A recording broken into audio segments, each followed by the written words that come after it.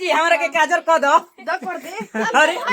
देखिए ये shooting time मस्ती हो रहा है। ए माई है सुन सुन काजल कह दी का मम्मी जी काय खाती गे मला एक बात ये का पूछता काजल कह दे तन देवर नु हो कैसे तब का आगे बुढ़िया ये शूटिंग में होला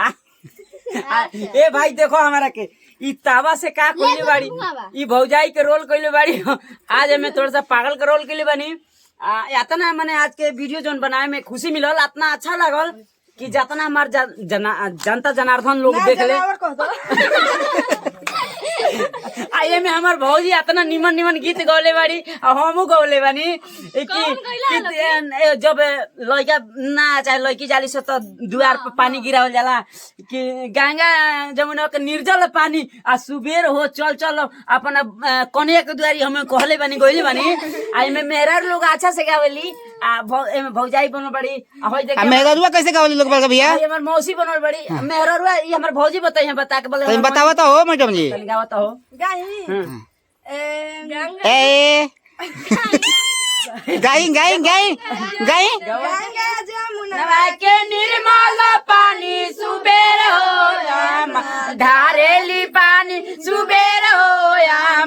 ढारेली पानी हाँ अजुरा बेली छाती सुबेर हो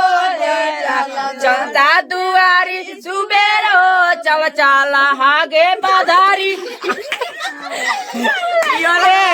ब्याह जी अदौला कैसे कैले बानी ब्याह जी अदौला कैसे कैले बानी का कोई एक बार में वीडियो देखल जाए तो ना ना तई सुना दी जानते के तो अबे सुने दुआरी के खुला के मारी सुबेर हो चल चल मौगी के दुआरी अब का बहन सब भाई बहन है ये है तो लगे रोल सबको अलग अलग मिलता है।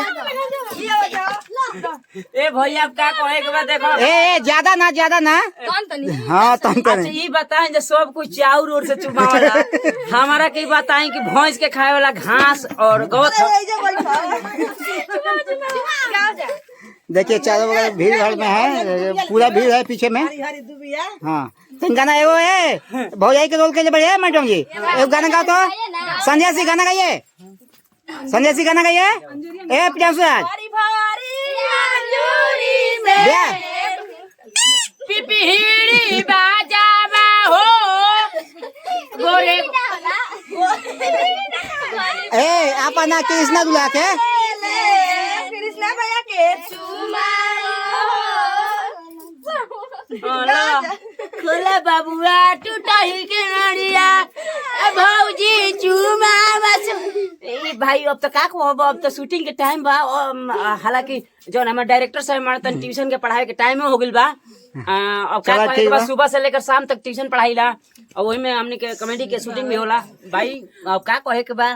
माने सबको हमने के देखे छात्र संग माने हमने के ऐसे कि हमने सामाजिक वीडियो डाली ला जाके रोज सब भी हंसी हमनियों का हंसाएं और कमेंट शेयर और सब्सक्राइब जरूर करें। प्रणाम हम सबके आशीर्वाद दी बस यही खातिर बन राम भैया प्रणाम।